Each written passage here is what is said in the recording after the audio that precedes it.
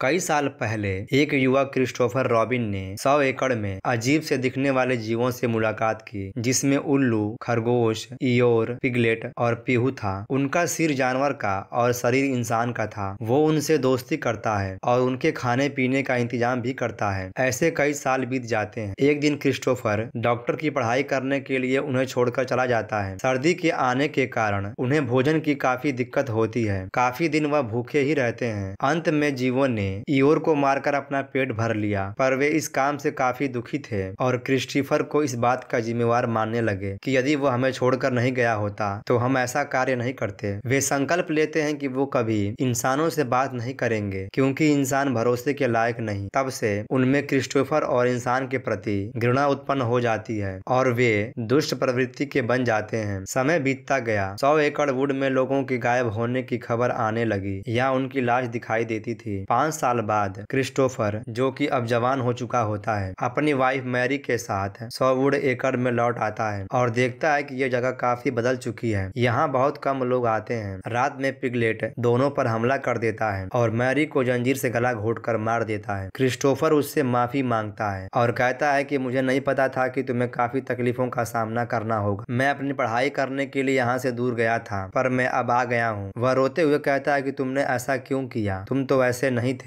लेकिन पू उसकी बात नहीं सुनता और क्रिस्टोफर को जंगल में खींचते हुए अपने घर लेकर जाता है। कुछ समय बाद यूनिवर्सिटी की छात्रा मारिया एक बीमारी से जूझ रही होती है। उसे लगता है कि जब भी वो अपने घर में होती है उसे कोई न कोई देख रहा है। डॉक्टर उसे कहते हैं कि तुम कुछ दिनों के लिए शांत माहौल में चली जाओ, इससे तुम्हें काफी रिलीफ मिलेगा। मारिया अपनी दोस्त जेसिका, एलिस, जो, लारा और टीना को 100 वुड एकड़ में एक किराए का घर लेती है ताकि वह सुंदर जंगलों में रहकर अपनी बीमारी को ठीक कर सके। जंगल में टीना खो जाती है और पू उसे देख लेता है और उसका पीछा करने लगता है। टीना उससे बचने के लिए गैरेज में छिप जाती है, लेकिन वह पीछे से आकर उसे पकड़ लेता है और लड़की को क्रशर मशीन में डालकर उसे मार देता है। इसके बाद पू अपने घर जाकर क्रिस्टोफर को ईयोर की पूंछ से मारता है और उसे मैरी के खून से नहलाता है। जैसे ही रात होती है, पू और पिगलेट केबिन पर घास लगाते हैं। रात को स्विमिंग पूल में लारा अकेले एंजॉय कर रही होती है। पू और पिगलेट पीछे से आकर उसे पकड़ लेते हैं और उसके हाथ पैर को बांधकर गाड़ी को उसके सिर पर चढ़ाकर उसे मार देते हैं। चिल्लाने की आवाज सुनकर मारिया और जेसिका आती हैं। लारा को मरा हुआ देखकर डर जाती हैं और कहती हैं कि ये काम किसने किया होगा। घर का दरवाजा खुला है, यहाँ कोई तो है जिसने ये काम किया है। वे दोनों घर के अंदर जाती हैं। घर में 2 सहेलियां मौजूद होती हैं। वह उन्हें बताती हैं कि लारा मर चुकी है। सभी घबरा जाती हैं। कोई किचन में अपने बचाव के लिए चाकू और हथियार खोजता है। मारिया कहती है कि मैं अपने साथ बंदूक लेकर आई थी। वह दौड़ते हुए अपने बैग से बंदूक लेने के लिए जाती है। पू घर में घुस जाता है और 2 सहेलियों को देख लेता है। एक लड़की डर के मारे स्विमिंग पूल में गिर जाती है। एलिस उसे देखकर बेहोश हो जाती है। पू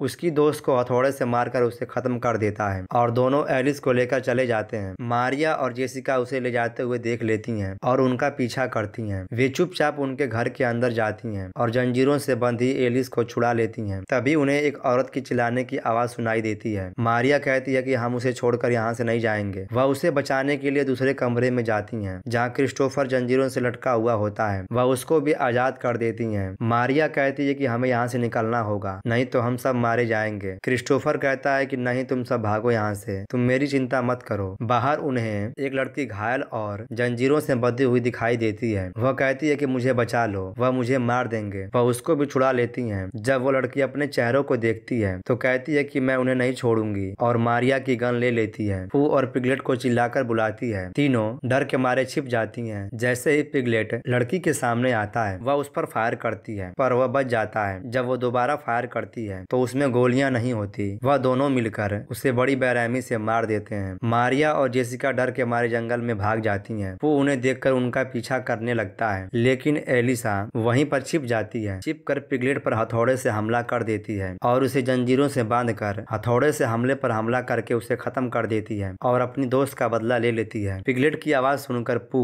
दौड़ते हुए वहां आता है और एलिसा के मुंह में चाकू घुसाकर उसे मार देता है। मारिया और जेसिका एलिसा को मरते हुए देख लेती हैं और चिल्लाते हुए वहां से भागने लगती हैं। पू उन दोनों का पीछा करता है। तभी अचानक सड़क पर एक कार गुजरती है। वह हाथ मारकर गाड़ी को रुकवाती है, जो कि आसपास के ही लोग होते हैं। वह उन्हें बताती है कि यहाँ बहुत खतरा है, हमें यहाँ से भागना होगा। पर वो कहते हैं कि तुम चिंता मत करो, तुम्हारा कौन पीछा कर रहा है। जब पू उनके सामने आता है। चारों आदमी अपना हथियार लेकर उसकी तरफ जाते हैं और उस पर हमला करते हैं, पर उनके हमले का उस पर कोई असर नहीं होता और वह उन चारों को एक एक करके मार देता है। मारिया और जेसिका उसके ऊपर गाड़ी चढ़ा देती हैं और वहां से भागने की कोशिश करती हैं, पर वह बच जाता है और गाड़ी के ऊपर चढ़ जाता है। मारिया गाड़ी का ब्रेक लगाती है जिससे वह नीचे गिर जाता है, पर मारिया घायल हो जाती है और हम देखते हैं कि पू जेसिका को पकड़कर गाड़ी से बाहर लेकर जाता है और उसका गला काट कर उसे मार देता है। पू दोबारा मारिया के पास जाता है और उसे भी पकड़कर बाहर लेकर आता है और जैसे ही वह उसे मारने वाला होता है, क्रिस्टोफर वहां गाड़ी लेकर आता है और उसे दोनों गाड़ियों के बीच में दाब देता है और गाड़ी से उतरकर मारिया को वहां से लेकर भागने की कोशिश करता है, पर पू अभी भी जिंदा होता है और गाड़ी को हटाकर उन दोनों का पीछा करता है। अंत में वह मारिया को पकड़ लेता है। क्रिस्टोफर कहता है कि तुम इसे छोड़ दो, तुमने बहुत से लोगों की जान ली है, तुम मेरी जान ले लो, लेकिन वो उसकी बात नहीं सुनता और मारिया को भी मार देता है। पू पहली बार अपनी जबान खोलता है और कहता है कि इंसान भरोसे के लायक नहीं। क्रिस्टोफर वहां से रोते हुए भाग जाता है, लेकिन पू अभी भी उस लड़की के सिर पर